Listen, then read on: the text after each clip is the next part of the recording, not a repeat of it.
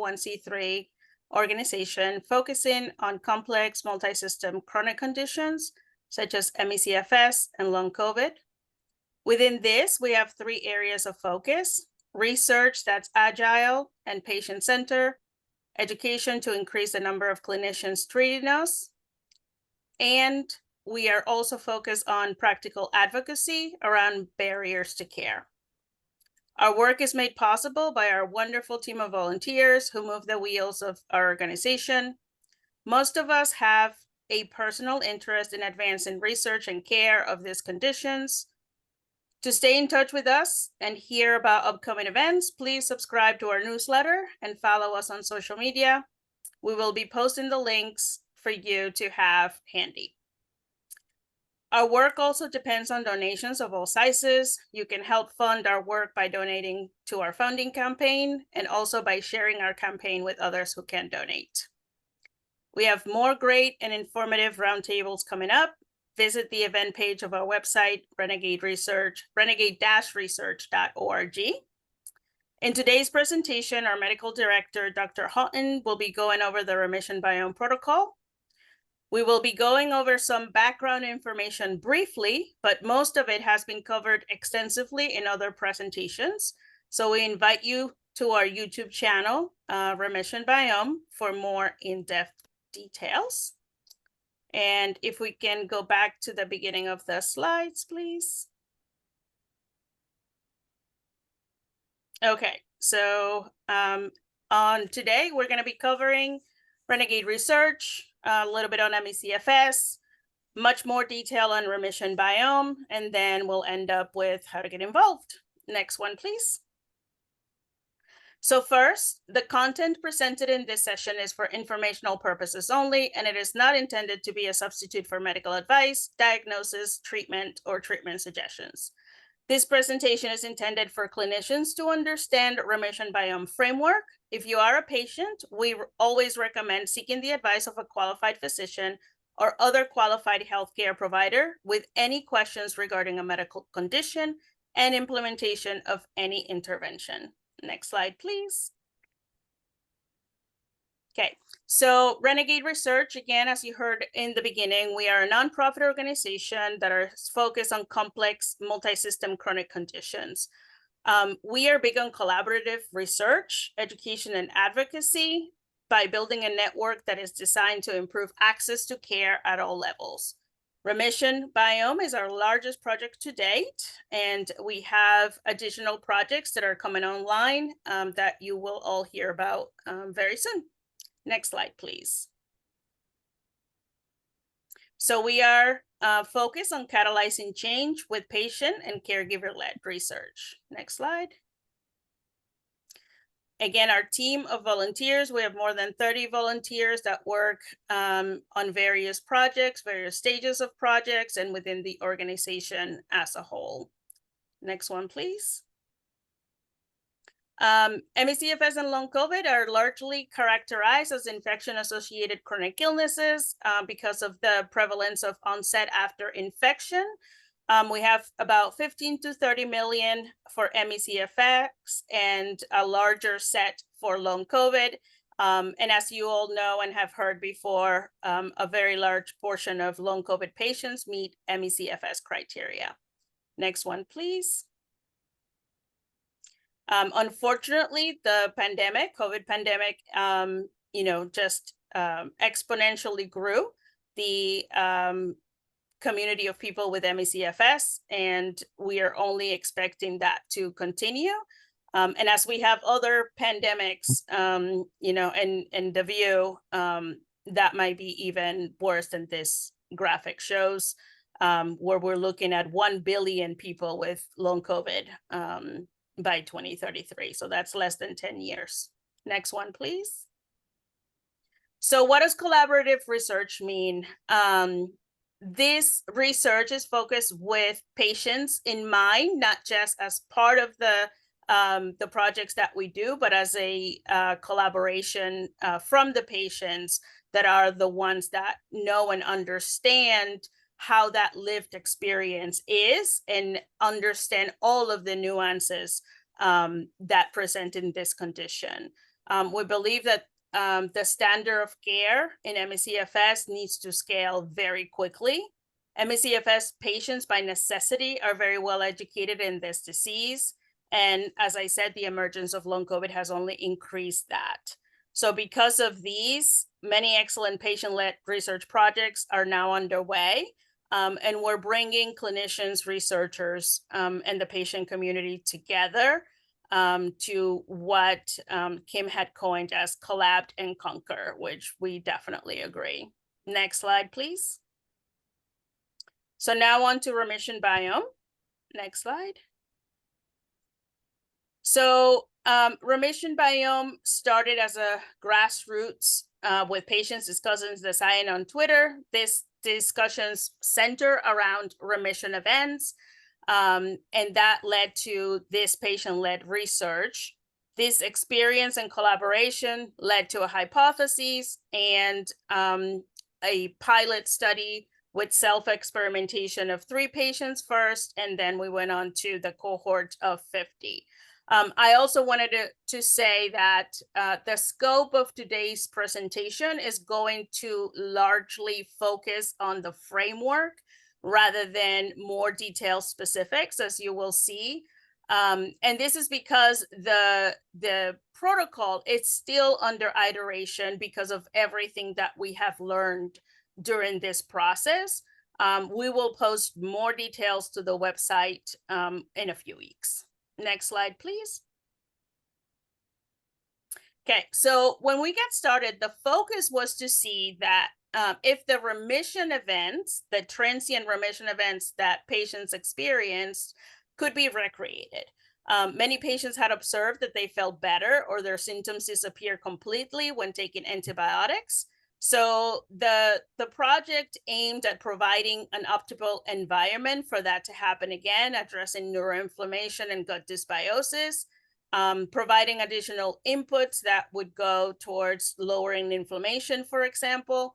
And that was based on a hypothesis to create the environment for remission events and ultimately baseline increases in order to study the mechanisms that led to those things. Next slide, please. So as a timeline, those discussions started on Twitter in September of 2022. March 2022, we did the 3-person pilot study. And then in May and June, people were reaching out from the community that had been prescribed amoxiclav, which you will see is a part of the protocol, in order to see if they could create the conditions to have those remission events and baseline increases, since they were already since they already got a prescription for the antibiotics.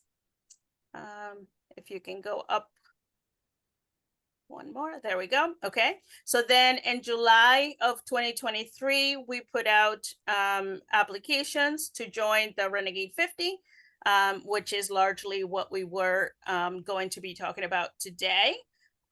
We also have a results presentation that we did a few weeks ago, preliminary results. So you can go and watch that for more details of what we have been able to learn up to date. And then again, in August of 2023, we got started with the Renegade 50. And I think that's it for me. I'll pass it on to John. Great. Thanks very much, Isabel. I'm John Haughton. I'm the medical director for Renegade Research, and come from this as a combination physician and systems or engineering, and as well have had some patient background. I had cancer as a kid or as a teenager a long time ago, and ended up with a little bit of lowered metabolism or lowered oxygen VO2 max that may have been a combination of ME/CFS and or irradiation in the lung. But during a long COVID treatment process in between 22 and 23, that reversed. And in fact, the PO2 went, or the oxygen saturation went from about 92 to 96%. And got a family and hang out in Annapolis and Chautauqua in the US. And looking forward to the discussion here. A great group of people, and please ask questions in the chat, and we can go forward. So broadly, what are these chronic conditions, complex multi-system illnesses? Is there a single underlying theme, or are they distinct entities? And the answer is probably yes and yes. So there may be multiple paths and instigators that cause problems, combined with environmental layers, might be mold, might be heavy metals, might be genetic predisposition, that end up with the body in an out of balance inflammation and building or metabolic state.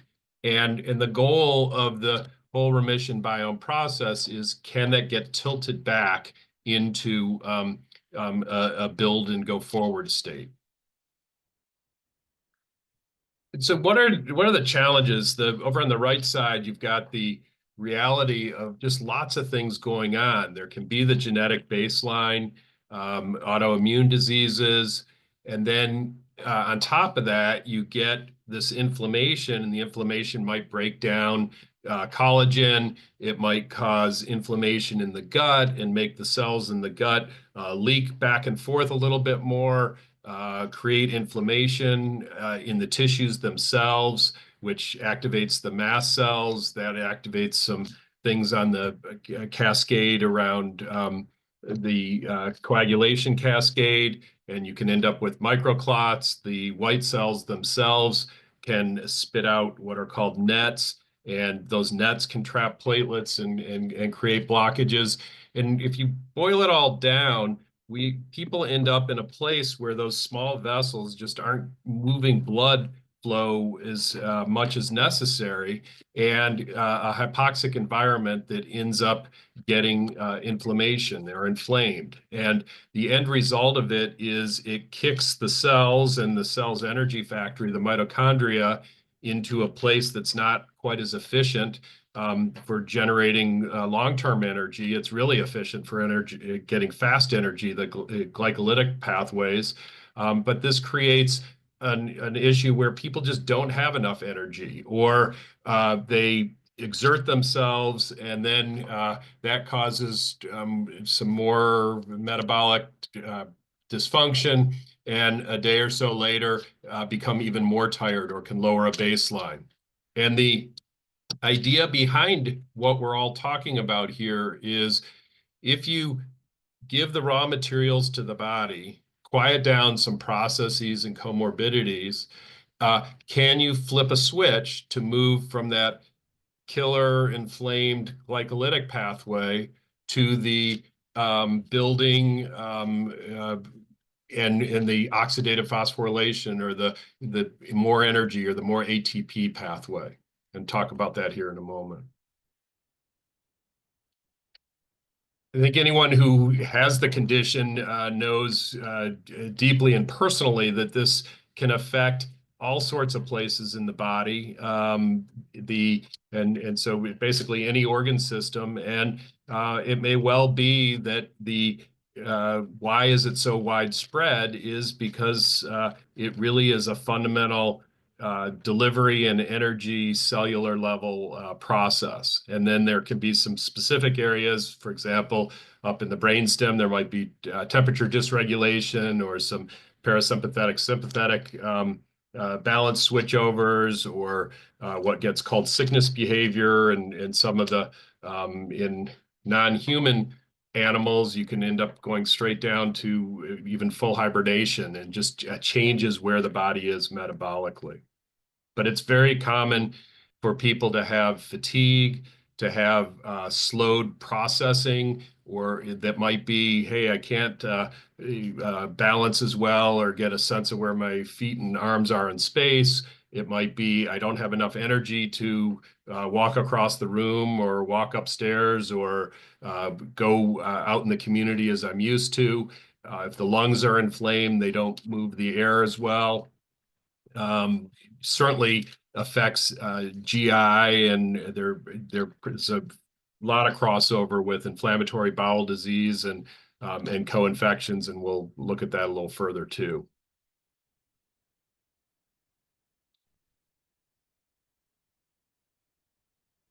So what kicked it off, and Isabel described some of this, but is that people suffer from severe and ongoing post-infectious disease processes, and these have different names.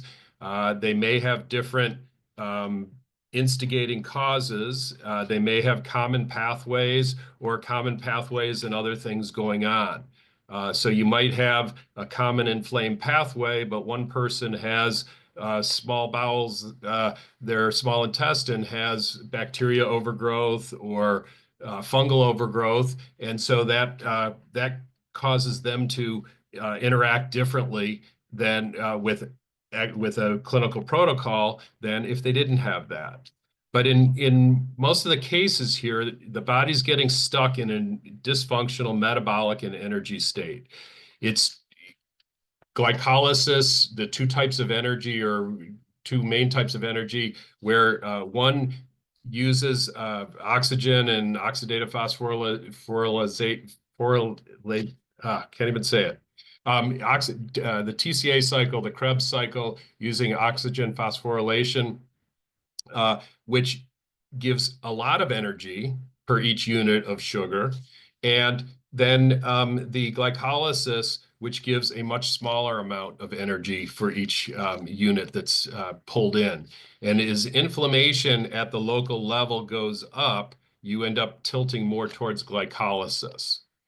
The shift in the monocytes and the macrophages is real. It's there are two types, sort of two main types, and there's some nuances in between, but the idea of an M1, which is typically referred to as the inflammation or the killer monocyte and macrophages. So those are the innate immune system. They're cranked up. They're going after the invaders. And then M2, which is when it switches over to building. And it's sometimes easier to think of it the way a wound heals, as if you get a wound, you skin your knee, it breaks down. There's a lot of crud, and it's inflamed. It hurts, and then shortly after, it starts switching over and it's building new tissue. And then ultimately that new tissue organizes and might leave a scar or not. And that's really the process from start to finish. And what we're talking about is that going on at a cellular level across the body. The gut bacteria certainly is a driver in this, a big player. There are some dysfunctional gut bacteria, and what makes functional versus dysfunctional. Some of it is how inflammatory they are. We're going to talk a little later about toll-like receptors, and there's one in particular, TLR4, which is the bacteria, gram-negative bacteria cell wall sits and can turn on TLR4 and cause inflammation, and that can cause gut inflammation. But it turns out that viruses and like the S1 spike, put three of them together, it fits in the same spot. Dengue and RSV and Ebola also can fit in and turn on TLR4. Turns out mold can. There's a cousin of TLR4 called TLR2, which responds more to other types of bacteria. It's the instigator in Lyme, but the two together from the cell surface end up going down a common pathway to put the cell into that inflammatory process. And it's important to sort of understand that physical movement of the cells from one state to another, because the remission biome is trying to flip it back into the initial state, the building state, the homeostasis. We think that by killing off some of the dysfunctional gut bacteria, that leaves room for repopulating the gut microbiome with bacteria that can quiet inflammation. And you'll hear people talking about probiotics. It certainly is part of the protocol. Things like lactobacillus and bifidobacterium and echinacea that are bacteria that tend to tilt towards that healing side rather than the inflammatory side. And then there's a whole slew of neurotransmitters and neuro and control in the brain and in the peripheral nervous system that glutamate is a key part of that. And glutamate is an excitatory transmitter. It sort of turns things up. And then you can flip the receptors in a different direction also. But it's important to not get the body into its excitatory state before the raw materials are available. So it's important to establish the baseline. And you'll see that in terms of the stages of preparation, then intervention. And this is not just a skin knee, but this is really across the whole body. And the body is sitting in a place fundamentally of innate immune pressure.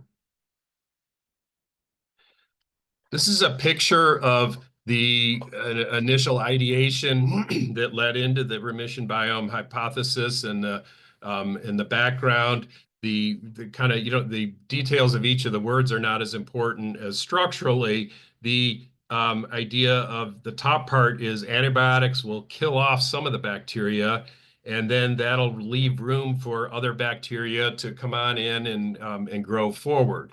And so that change is happening in the gut, but then it's affecting the body and the brain, and then ultimately outcomes.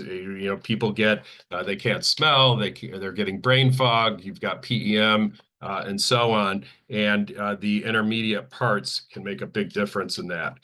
You'll hear tryptophan, that's important. You'll hear words like that are part of the immune system. So we talked about monocytes, a particular white cell, and then macrophages, which are another white cell that are sort of like the Pac-Man, they chomp things up. Microglia is that same cell up in the brain, and then there are different nerve connections in the brain as well that are important to this. The key item on the Remission Biome is a systematic approach, or a systems approach to what we're doing here. Really starting the Isabel and Tess are just natively systems folks. They've tended to attract systems folks around them, and really looking at what are the inputs to the system, what do you do to change the system, and what do you do to measure it on the output side. And so it might be that the same mineral repletion doesn't work on its own, but when it's combined with some other parts of the protocol together in the right sequence, it can work very well. So it's centered on the person and where they are. Do they have overgrowth in their small intestine? What does the stage 1 testing show in terms of what's important to that person and that person's body? What can we measure? Sometimes it's functional measurements. What's the heart rate variability? How many steps? I can think clearly. I can spend 15 minutes on a work activity. I can spend no time on a work activity, and so on and so on. Or what's happening with sleep? It's multi-stage, so it's test and get back up to baseline, confirm that baseline, and then do the interventions. And then the health goals are very important to know, because if you do just regular lab tests, if you take a regular blood count, for example, where you get the white cells and the red cells, and you might do the differential that shows the details of the lymphs and the monocytes and so on, that those are typically quite normal, and sometimes somebody will be a low normal versus high normal. But it's important to understand what those are, because if you dive more deeply, you may find some changes. And that can be a common theme. From a clinical perspective, it is, if you're treating the patient, it's great to do it in partnership. it's okay to not know all the answers. It's okay to think, wow, there is a lot going on, and try to zero in on what's underneath. And very often what's underneath is the concept of out of whack inflammation, or and some in the longevity space, it gets called inflammaging. But the idea that if the tilt is towards these M1 white cells and they're turned on to be in a breakdown, an inflammatory stage, at some point they get tired out and they end up as some will call them zombie cells, or but they're senescent cells that are continuing to spit out cytokines, inflammatory parts, and just the inflammation can make the those small vessel, the capillary walls, make it and so blood really doesn't flow through well. And then it turns out at that point, you have an environment that doesn't have enough oxygen in it. And when the body finds itself in a low oxygen environment, it ends up moving towards glycolysis. So it's a self-sustaining process. You can get into it, but then it's self-sustaining going forward. So from the clinical perspective, it's little steps, go slowly, because metabolism may be off, the liver may be inflamed, somebody may be particularly sensitive to medications.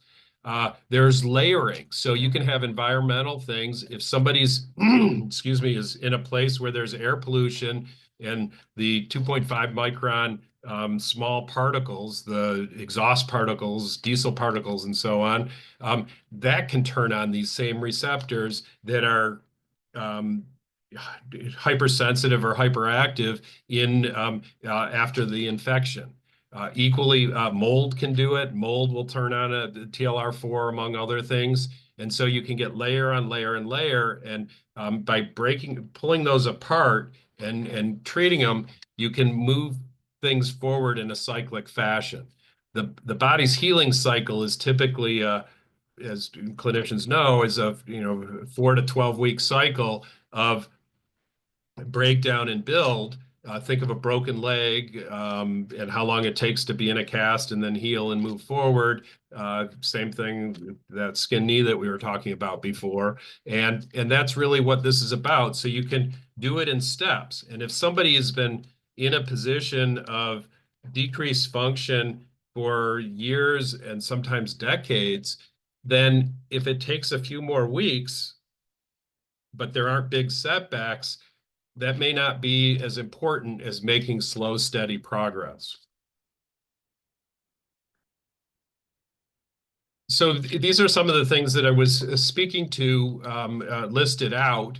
And really, if you think of the disease or the condition as a combination of the environment, and that's the person's organ individual environment as well as their community environment. So it might be my environment has me predisposed towards arthritis or rheumatoid arthritis or psoriasis or other inflammatory autoimmune diseases.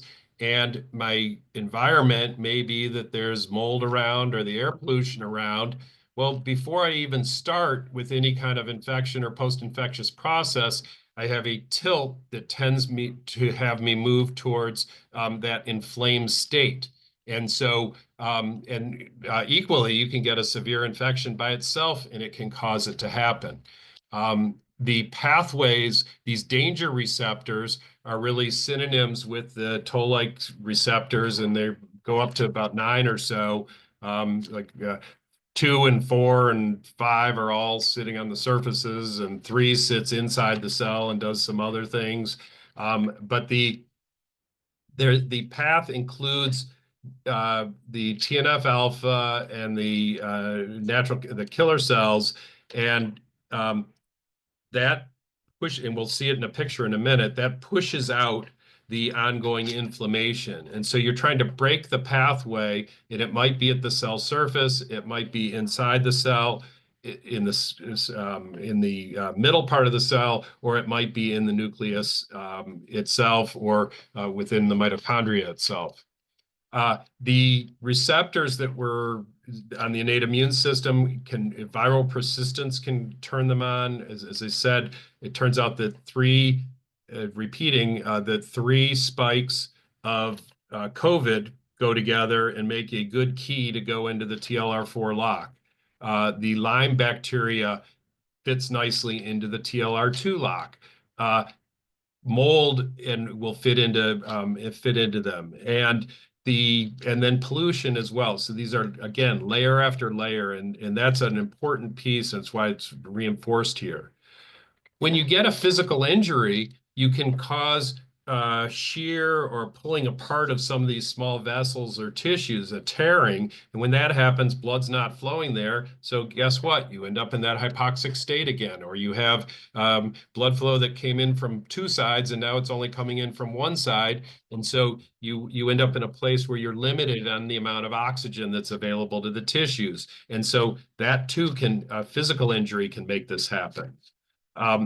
What we found in the initial stages of the Remission Biome protocol is that people who are really severe, kind of very severe, and that might be can't get out of the house in a meaningful way, or this has been going on for years and nothing seems to work, that many of those are showing up as having some genetic changes where 1 or more receptors may have a tendency towards doing something a little differently than the general population. And so that's an important piece. As a precursor and leading up to this, we asked some questions out on X or Twitter about, hey, if people have questions, feel free to send them in. And somebody asked specifically, do we change the protocol based on if somebody is severe or not, or very severe or not? And the answer is that we do, and it tends to occur in the first stage, the testing stage. It might be initial tests lead to further tests. In the repletion stage, where we're getting minerals in, it might be co-infections and overgrowth. So that we might find that person who's very severe has more evidence of fungal or bacterial overgrowth in the small intestine, which causes inflammation, and taking care of that can help to move things in the right direction.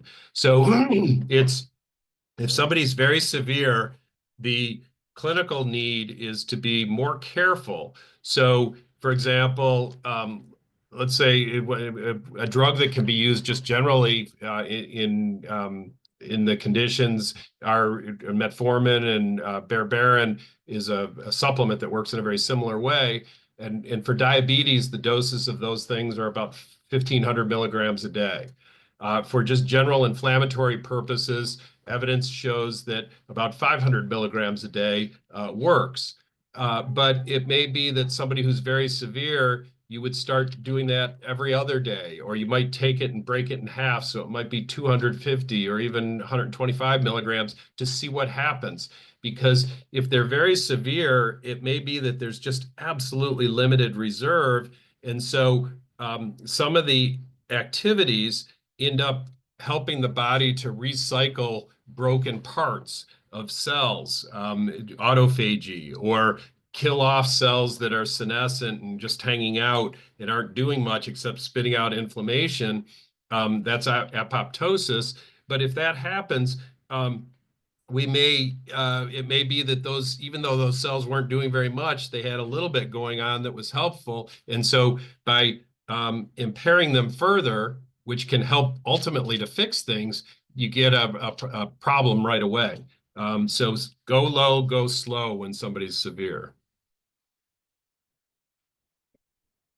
In general, there's a sort of a cyclic nature that's seen, and that is that you see early on in the condition, somebody has an infection, and then right afterwards, if lab tests are done, you're more likely to see higher levels of inflammation. And then as time goes forward, over months and years, and in some cases decades, that's going to tends to quiet down.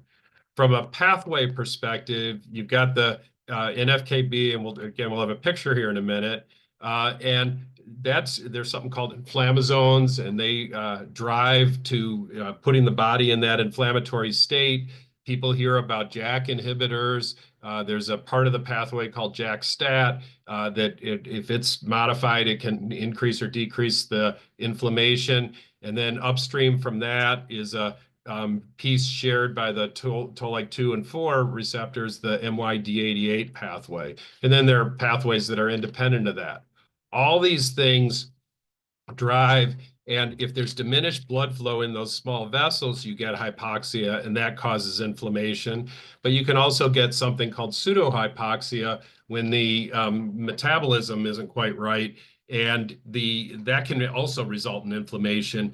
And both of those will push HIF-1A into the nucleus. That's an important one to remember and think about. It's if you have a lot of HIF-1A in your cell nucleus, your cells are putting out inflammation that may be too much. And if that quiets down, it tends to make these conditions better. And then there's a countervailing part that tends to go up. When HIF-1 is up, NRF2 tends to be down and vice versa. And as an example, in MS, the drug dimethyl fumarate helps with NRF2 increasing levels. Motrin or ibuprofen has some NRF2 capabilities as well. So this HIF-1A at the end of the pathway, if it's in the cell, along with the NF-κB, you get a double dose of inflammation and cytokines, the interleukins, the IL-6, the IL-1, and so on, that drive the pathways of inflammation and keep it ongoing. It becomes intriguing to say, hey, what if we just turn that off? But you can't turn it all the way off, because HIF-1 is part of inflammation, also puts out something called VEGF, which is the vascular growth factor, and that's how the body reorganizes and creates new blood vessels. And so that inflammatory process is helpful to tunnel for new blood vessels, but it's not helpful for tearing down old tissue. So the amount and timing is really critical. Going to look at a picture, and then we'll get into the stages of the remission biome path. So talked about this, the cell surface is this blue bar here, and then this is really the same picture, sort of simplified. That same thing. Here's the outside of the cell, and then inside you have the mitochondria, and then you have the nucleus. And so when you turn on this TLR4 receptor, and historically it's known as being the one that gets turned on in sepsis and gram-negative bacteria cell wall.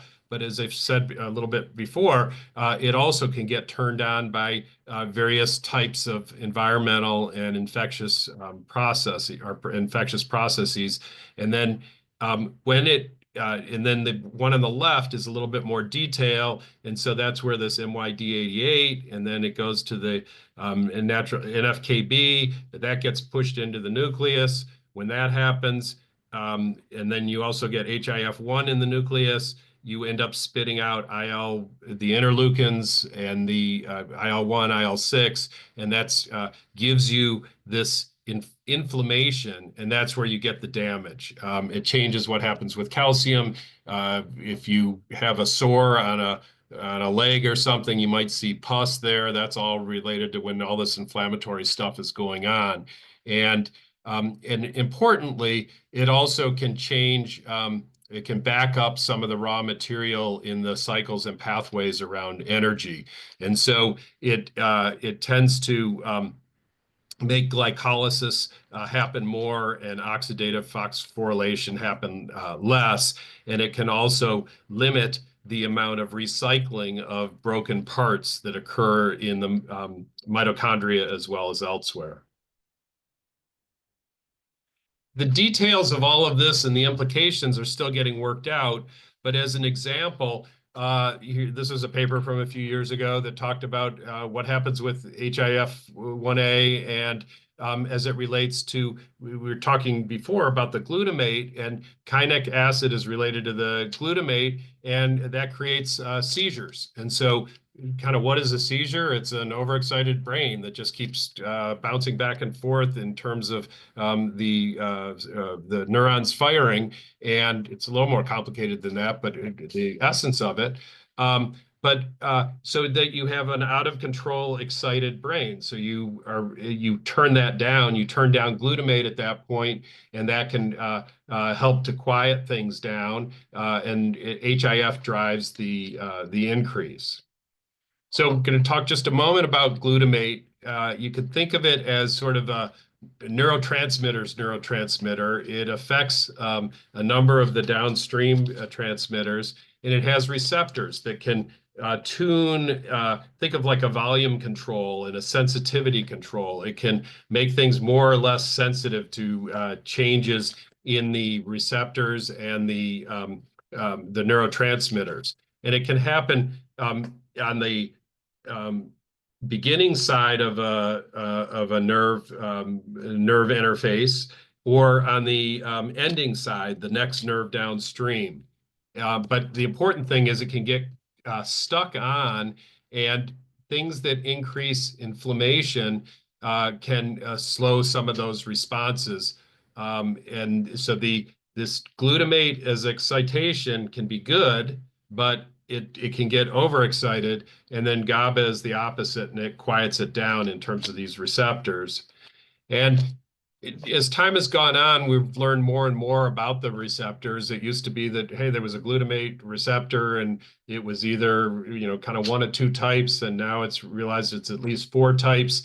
And for example, in a brain injury, you can some of them can get turned on, and some of them stay off, and it changes the release of the of what happens downstream. And so ultimately, you can end up getting into a hyperactivity stage, and then a low metabolism stage as well.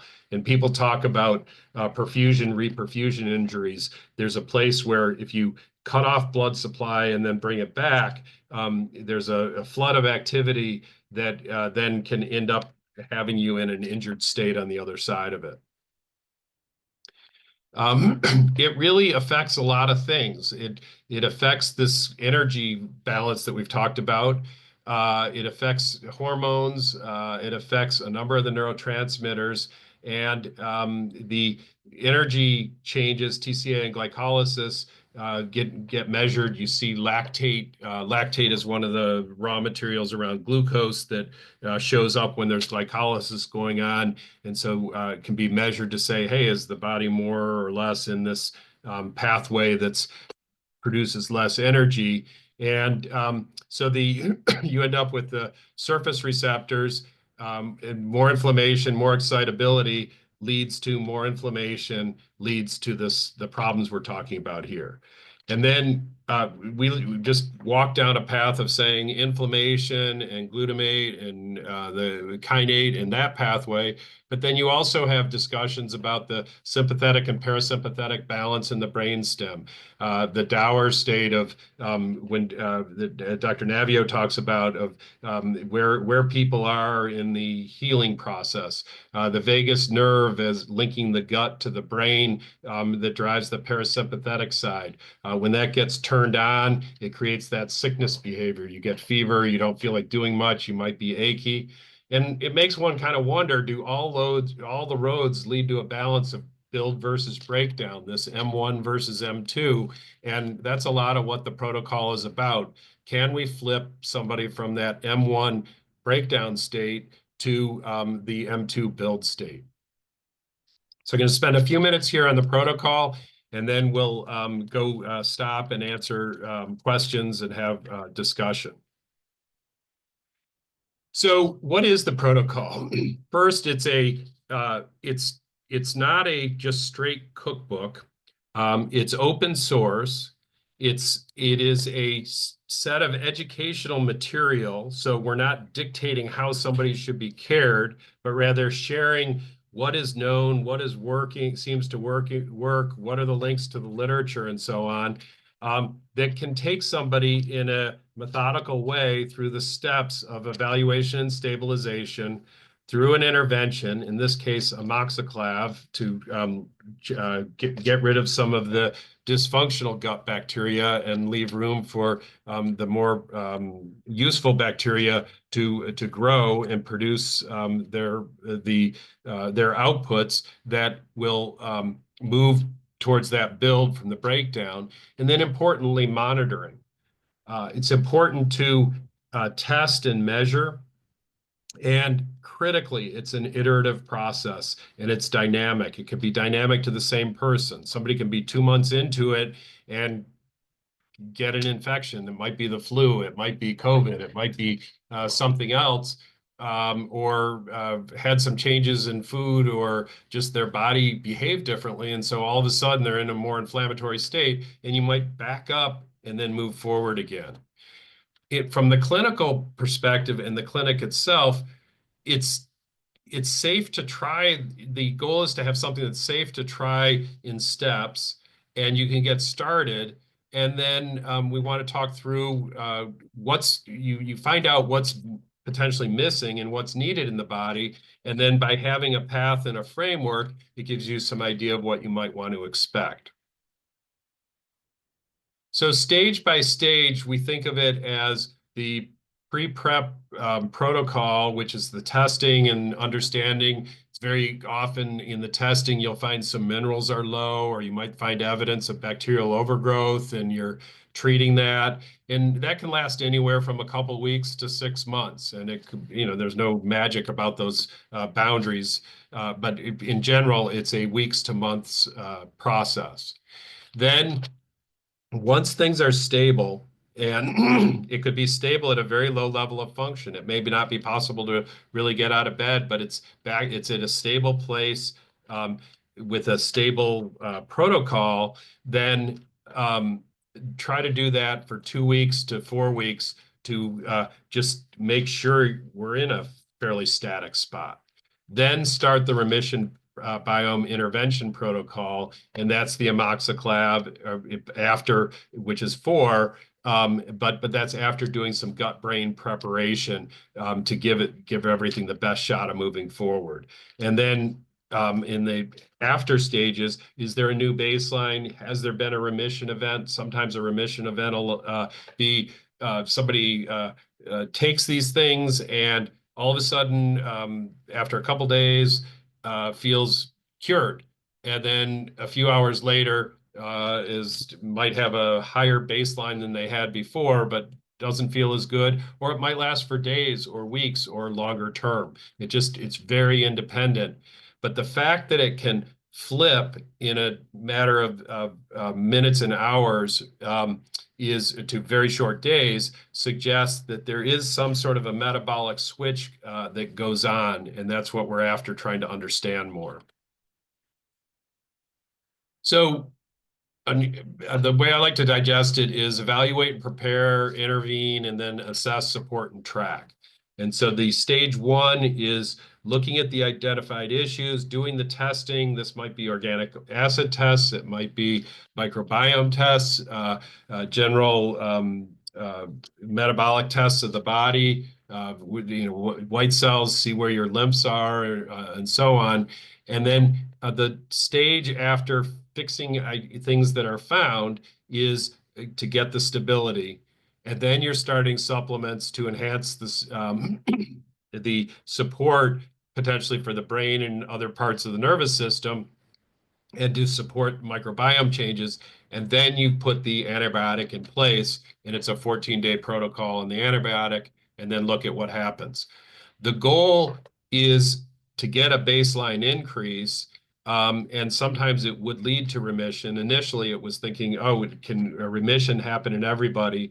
In those first 3 people that tried it, there were 2 of the 3 had remission events. That's a high percentage, but it was also a sample of people that had some sense about what was happening with this in the first place. The measurement is, it's important to be able to compare it to other things, ideally having normative values and having objective and subjective data as well. There may be a particular indicator of I don't know, it might be I can take a shower standing up where I couldn't before, or I can take a shower sitting down where I couldn't take a shower before. And that might be the most sensitive indicator for that person, or just getting out of bed and walking to the bathroom, or walking downstairs, or doing some things out of the house and watching, try to find those metrics that move and are very sensitive to activity with the person is a goal. They're surveys, so things like the FunCap and others.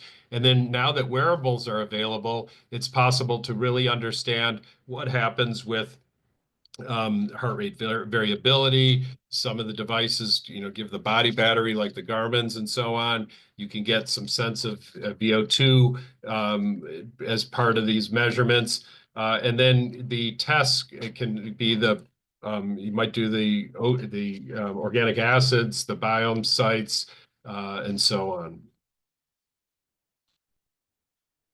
Is an example of what somebody might look like going through stage 1. This is a real example out of the R50, where at the start, the person couldn't go downstairs, and then some testing's done, some interventions are done, and there's a process that goes over weeks that then now you can move to the later stages of the protocol. So the stage 1 may be the most important part of the whole thing in terms of getting a handle from a systems perspective on what's going on and comorbidities. Then stage 2, again, is this stability period, which is typically 2 to 4 weeks. That can be used to make sure all the supplies are available, the tests are available for the intervention stages. The stage 3 has additional probiotics and supplements that are used to try and optimize some of the neural health before the amoxiclav gets given. And then ongoing assessments occur at all the stages. People talk about ME/CFS and post-exertional malaise. These might be some things that are seen. These are sort of qualitative descriptors. The reduced working memory, brain, what does brain fog really mean? If you measure lactate, you will also end up typically finding higher lactate. It's not unusual to have a lactate level of 4 or so on a spot check, which would be high for somebody who was not in a place where their metabolism was a little different and not limiting. The stage 3, looking at fixing up and optimizing the gut-brain axis and inflammation in general, works with multi-dimensions. So some of it's fatty acids; those are anti-inflammatory and also bring raw material in that can help around neurotransmitters and cell walls and creating some of the raw material for cells. The probiotics are designed to seed the gut with bacteria that are producing helpful outputs rather than inflammatory outputs. Butyrate is something that can be taken orally. It's a short-chain fatty acid. Achromasia is an example of a bacteria, spits out more butyrate. Berberin and metformin are items that cause bacteria to shift in the gut in the direction of creating more butyrate. Short-chain fatty acids are raw materials for neurotransmitters and other body needs as well. The anti-inflammatory agents are to try and tamp down that killer M1 inflammatory state. Sometimes that also might include things that tend to try and augment blood flow. So it might be, nattokinase or seraptase or lumbrikinase to break up microclots. It might be vasodilators. And then doing the microbiome changes are if the gut is not as inflamed, then the cells will come back together. They won't leak as much. You'll get a mucin barrier back on, and you're back in a closer spot of homeostasis. That's the goal, is to try to set that up and then do the intervention with the antibiotic. The MCAS is very important if somebody has rashes or redness that flares. Sometimes it's breathing changes. Treating with antihistamines is it can be very, very helpful, and that gets rid of some of the inflammation in the tissues between the small vessels and the lymph. When the mast cells degranulate or are activated, they're also kicking out factors that start the cascade of thrombosis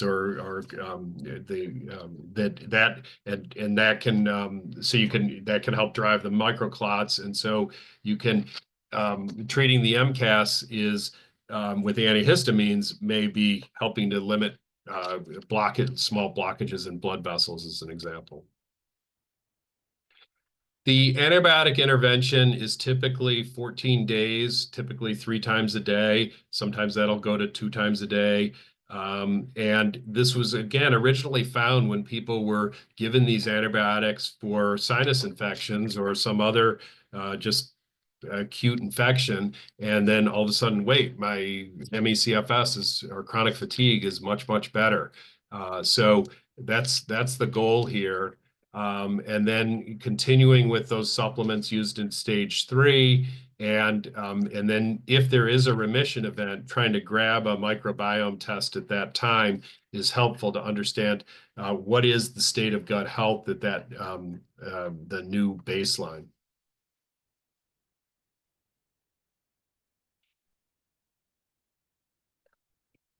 And then afterwards, it's continuing with the same types of what we've been talking about. If the body is now in a place where the mitochondria are working better, adding additional mitochondrial support can be helpful. This is all personalized to the individual's needs. The liver function activities, somebody might have inflammation in their liver. Somebody might have insulin resistance. That now is quieting down. You want to try and support all these and can go forward there.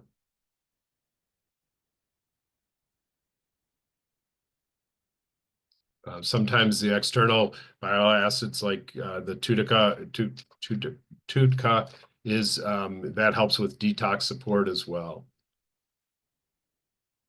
And then you complete the protocol and restabilize, and ideally you're sitting in a new spot. In the best of situations, there's been a remission, and in many cases there would be an improved baseline, and some people might not have an effect, but then it may be that downstream there could be an effect.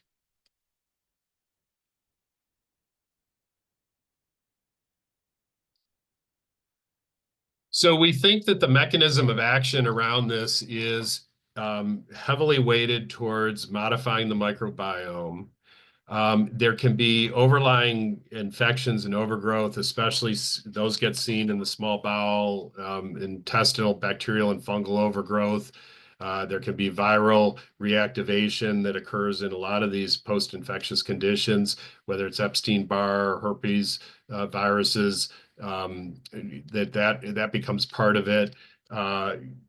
Getting the body balanced in terms of this inflammation can help with that viral load. Sometimes there'll be senolytics that get used to try and break up some of those zombie cells. Again, if somebody's very severe, then those zombie cells may be, or senescent cells may be helping some, but not doing much, but you get rid of them and you can cause a decrease in function, not an increase. So being very careful, especially as somebody's more severe, is important.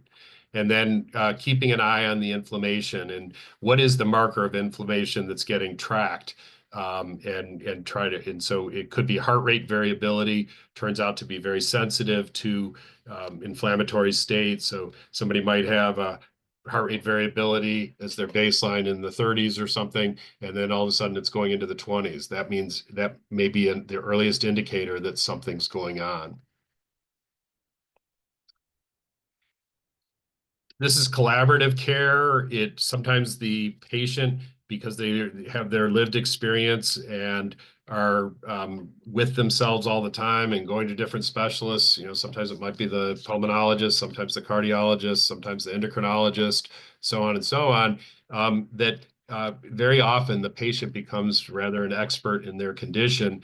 And that's an important thing clinically, that it's okay for us as clinicians to say, I don't know.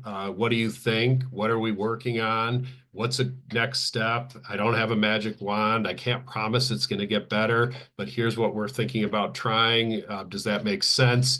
And have it as a team collaboration is it's enjoyable, but it's also smart because you're using all the information that's available.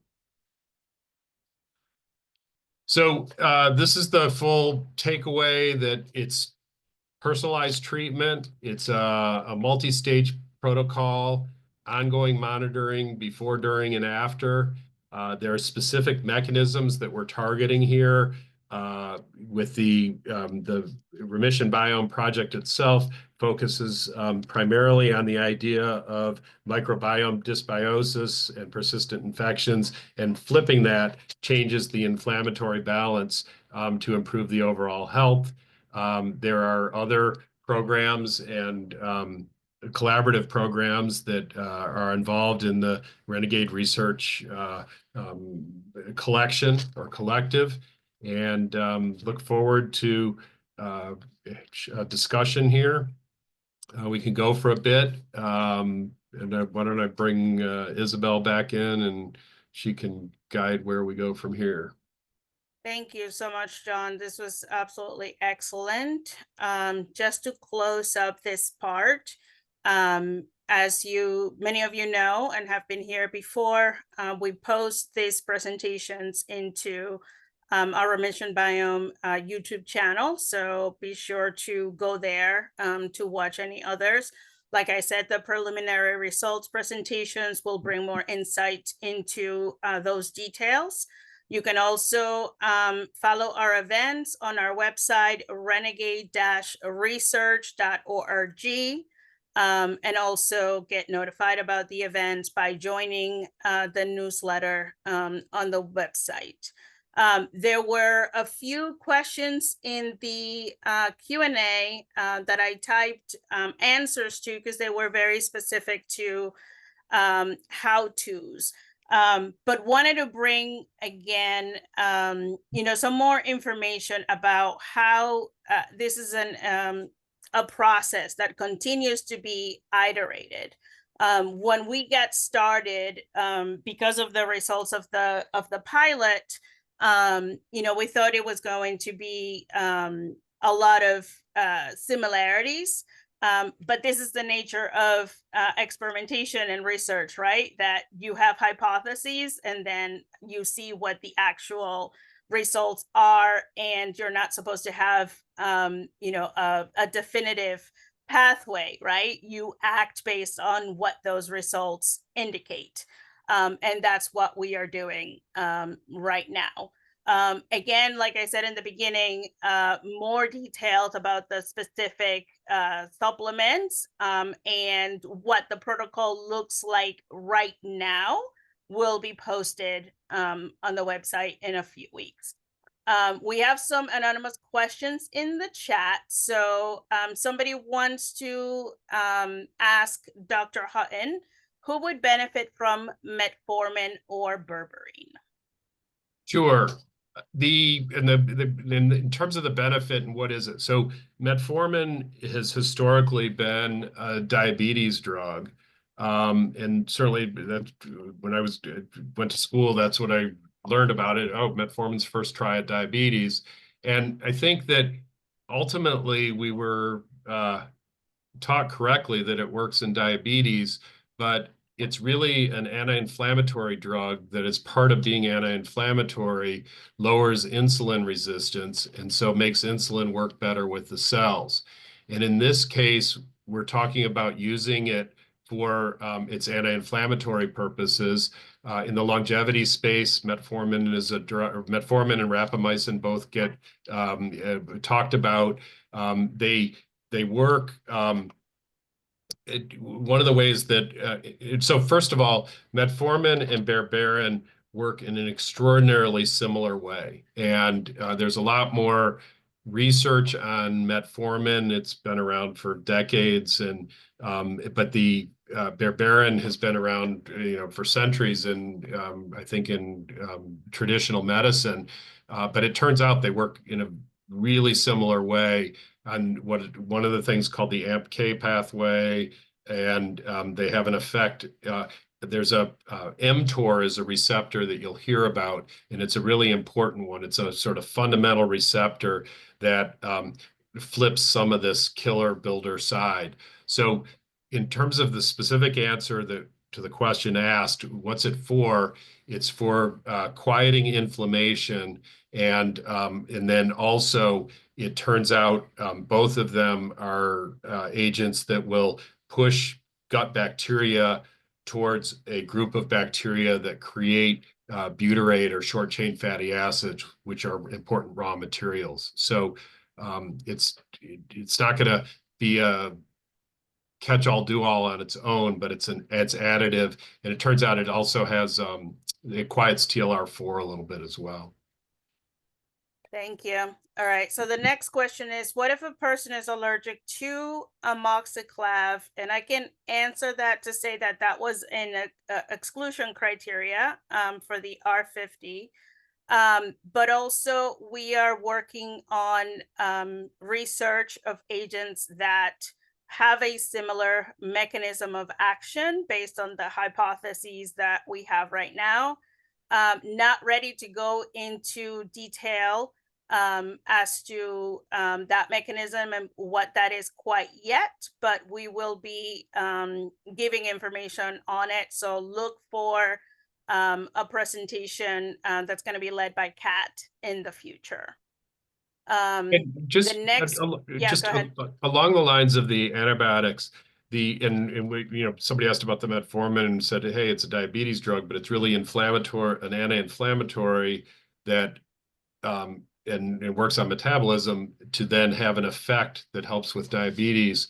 Another example of that, although it's not what we use in the protocol to try and flip the biome, but doxycycline is an antibiotic, but it also has anti-inflammatory characteristics. So if you're, and especially now with the AI tools out there, if people are asking questions, if there's some of these drugs, you can ask about their native sort of known purpose, and then also ask, do they have anti-inflammatory characteristics, and how does that work in people? And that can help to give further information.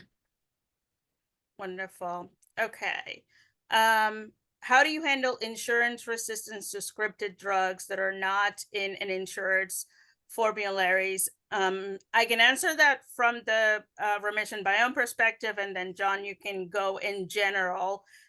So again, one of the conditions for inclusion in the beginning is that participants were able to work very closely with their providers, that the providers understood the protocol and the protocol materials, so they were on board with that prescription.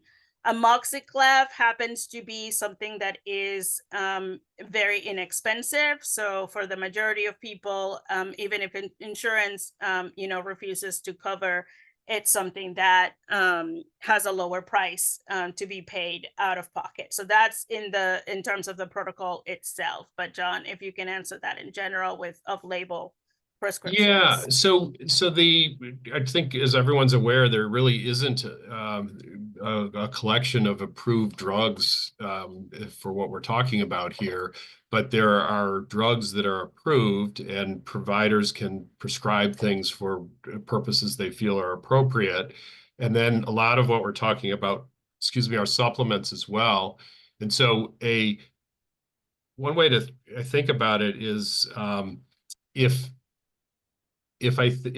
there's right now there are a bunch of peptides and design drugs that are, they could be $10,000 a month pretty easily, that are just cost prohibitive for any out of pocket, and they're challenging for our whole health system at their current cost basis. And so if you say, well, what are they doing? How are they working? And then you can start to say, are there other things that may be able to hit those same pathways? Personally, going down the pathway of metformin, and a few years ago, wondering about berberin, it was just over time finding the studies that said, yeah, they really do work on a similar pathways, so they can be pretty interchangeable. Those both happen to be very inexpensive drugs, but so I think the answer is to look at, are there alternatives that work on the same pathways? The JAK-STAT inhibitors are not cheap typically.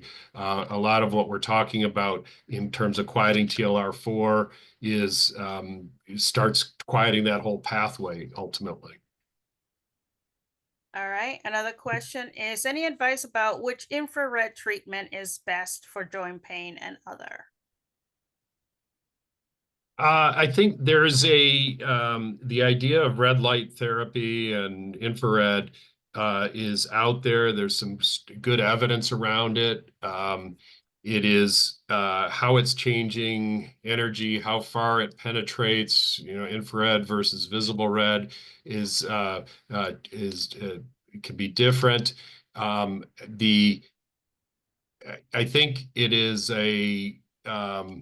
I think in many ways light is light, but it's important to understand what are you trying to accomplish with it. Sunlight certainly is a great source, but that doesn't always work in the winter.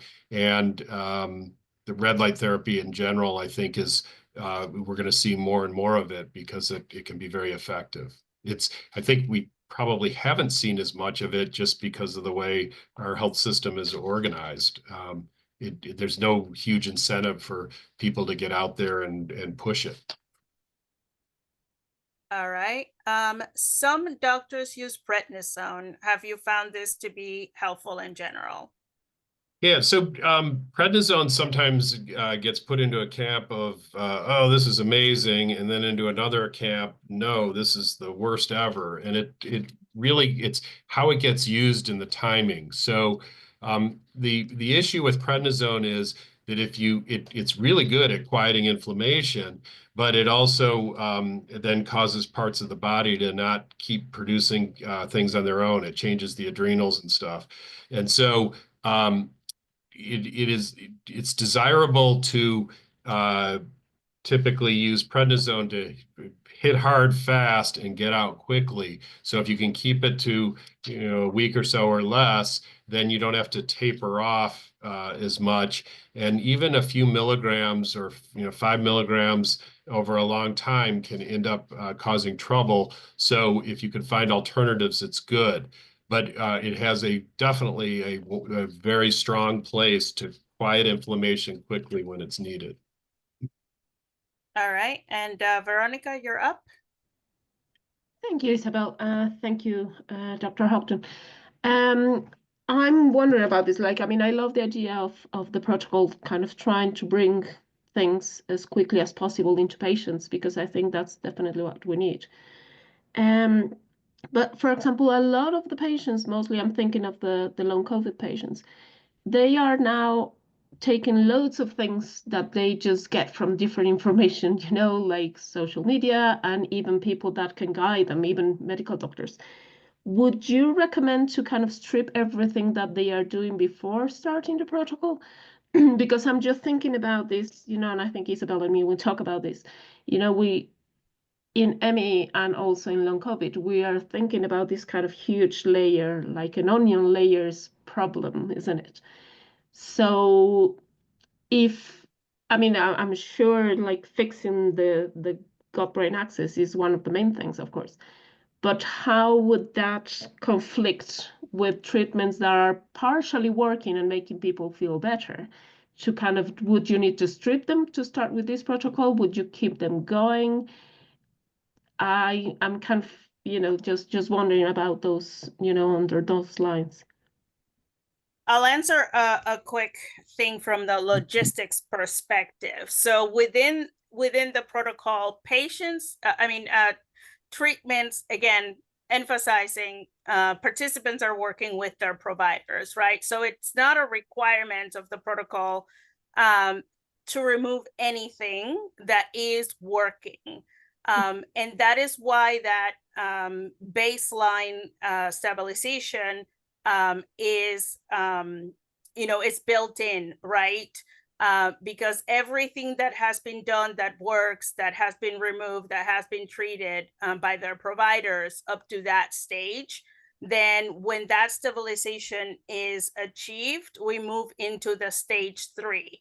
And again, because participants are working closely with their providers understand that now that we're going into the protocol, it's not the time to continue new prescriptions, right? Unless there is an emergency, obviously, that needs to be addressed. But that's why it is important to work with a provider to do that process.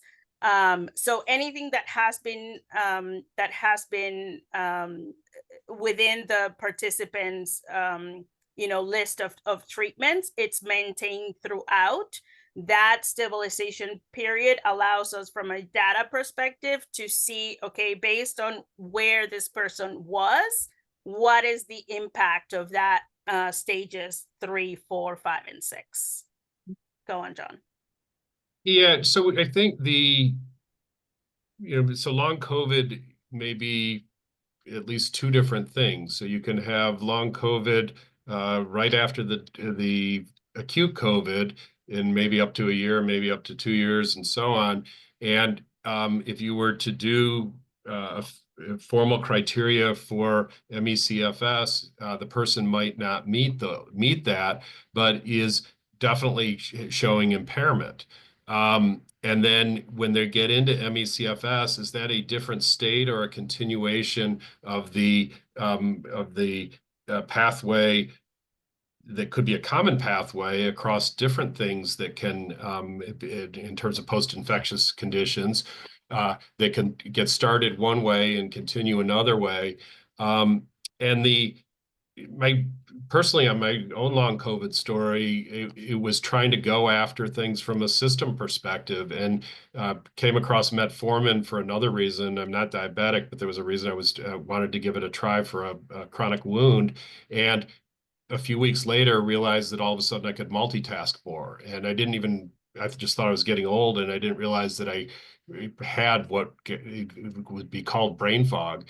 And that really, in 21, I think it was, or 22, really started the whole process of diving down this. So, Veronica, I think your analogy of an onion in layers is really critical. And in the presentation, talked about a lot of things that can lift the immunity profile.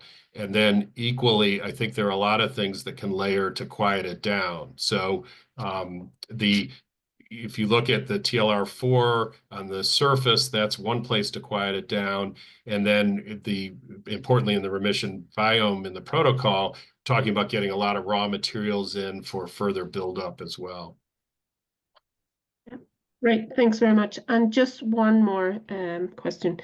About microbiome testing, there is kind of a huge difference between one provider and the other. I don't know how it works in the States, but in Mexico, it's not very common as such as yet, beside the research. So wouldn't that be a bit tricky as well? So oh, go ahead. Yeah, sure. In terms of standardizing what we do in the protocol, we are currently using BiomeSite, which is one of the companies that we have found has the broader reach internationally. But yeah, testing can be a challenge internationally, not just for microbiome, but for many other things. And what we have been able to do within the protocol is to try to steer towards companies that have a good reputation and validation for what we're trying to look for, but also that have good international capabilities in order to be able to have participants from all over. Yeah, right, perfect. Thanks very much. Thank you, Veronica. Okay, next questions. What would extreme daily intolerance tell us in relation to what might be driving seizures in post-COVID, and what corrective measures could somebody take apart from anti-seizure medications? And I think this is a compounded question by the same anonymous person. What would extreme dairy intolerance tell us in relation to it?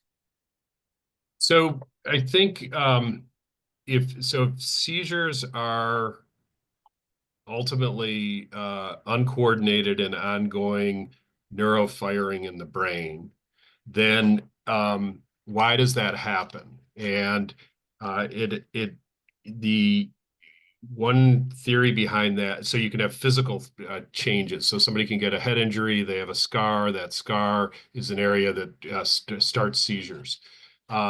Somebody could have a birth defect or a genetic predisposition where there's a part of the architecture that just sort of cycles on itself. But there's a general place, and specifically around COVID or long COVID, and also could pull in the dairy intolerance, that inflammation can change the dynamics of how nerves fire and propagate in the brain. And so the concept of trying to work on quieting inflammation may in fact help lots of things in the metabolism. And I want to be very careful to not say this is what you should do for a seizure, because they're a bunch of trying to understand the causatively what's going on and from a treatment perspective. But the general concept of trying to get metabolism to the best spot it can be, quieting inflammation, can be helpful to quiet down unexpected neuroactivity as well. All right. Another question is about using statins to help. Again, from a protocol perspective, if a participant is on statins going into the protocol that is maintained. But John, if you can answer more broadly on that too. Yeah, so statins around the inflammation and the pathways. There's some reasons why that absolutely makes sense. There's just a giant body of literature around, what should you lower, how low should you go, use the statin, don't use the statin, why? But it's been part of a lot of the statins have been part of a lot of protocols that try to lower inflammation in the post-infectious conditions. Okay, next question. Bartonella, aka cat scratch fever, can lead to all of the symptoms of severe ME/CFS, and is commonly from cats, fleas, ticks, and Lyme co-infection. How many people with ME/CFS have Bartonella? Is that hard to test and treat? Many vets have this. So I think that the question's a really important one, and that is whether it's Bartonella or chronic Lyme or chronic EBV or chronic COVID that has viral going on, or just from a vaccine having S1 spike continuing to get produced, if that's happening. If there is an ongoing causative factor causing inflammation, you can do a ton of stuff to quiet the inflammation in the body, but if the irritant is still there, it can absolutely keep it going. So I think it's very important to try to search for those primary irritants. Environmentally, if somebody's living in a damp climate and has mold in the house, and when they're out of the house they're better, and when they're in the house they're not, that's one of the causative things. Knowing it's there doesn't necessarily make it totally easy to get rid of. As you've said, it's hard to treat and test, but it's an important part to think about and go after. If somebody gets better and then gets worse, it may be that there's secondary testing later on around it. And definitely there are people where it's going to impact in this. The idea of layers of an onion of cause and layers in an onion in treatment is really what this is about. And the same person said relapsing fever, Borrelia too. Yeah, so different constituents. So whether it could be right now in society, there's a ton of RSV. Is that because the RSV also can work on TLR4 and the spike can, and is that why? And so there's a lot of infection going on. And is it because we're as a society, we're sitting at a more compromised space right now? Could well be. So it is important to not put everything on the cause. Oh, I had this once, and so I for sure still have it, and that's what's going on. Because remember that whole discussion on HIF1, you can have an irritant come in and start the process, but once you have blood flow not working as well in that small vessel and have low oxygen, the low oxygen keeps the HIF1 in the nucleus, which causes more inflammation. So once it starts, it can keep going by itself without the irritant. But importantly, if you have evidence of the irritant, you should try to treat it and go after it. All right. We only have one more question related to glutamate, which our glutamate boss, Kat Boniface, is answering, typing an answer in the chat. It's long. I'm sorry. That's okay. We'll give it another minute, see if anybody else has any questions coming up. But in the meantime, I will say again that this is a very fluid process, right? We all know that ME/CFS is very heterogeneous, and there are so many factors that go into where somebody comes into the process, where somebody is in response to the protocol. And our goal for the future is to continue to figure out collectively what are the appropriate subgroups, right? And how those responses pertain to those subgroups. And we're doing a lot of work, not only just our organization, but collectively with other organizations in this space in order to advance this work and have, good guidelines on what to test for and what are the appropriate interventions that are more tailored to the individual rather than what we have right now, which is extremely broad. And as you know, some things work for some patients and not for others, or make others worse. We're also collaborating with others in terms of putting together these educational materials that go broadly into the biochemistry and that, address the pathways that are involved and have a great, group of collaborators with us and, with John as our medical director, and what others are doing within other organizations. And there is a lot of great work behind the scene. I want everybody to know that, because I know sometimes we lose hope in the midst of, this ongoing situation, especially patients, who lost all of their functioning during COVID and are now housebound, bedbound, and so forth. So I just want to keep you guys with the understanding that a lot of work is going on behind the scenes. We have a couple more questions and then we can close with those. Oh no, it's not a question. Someone was just saying that wasn't able to write in the chat. That's the same one that Kat is answering. I think Kat, is the chat, does it go to everybody or just to the panelists? It may be that It's the I put it in the Q&A. Q&A.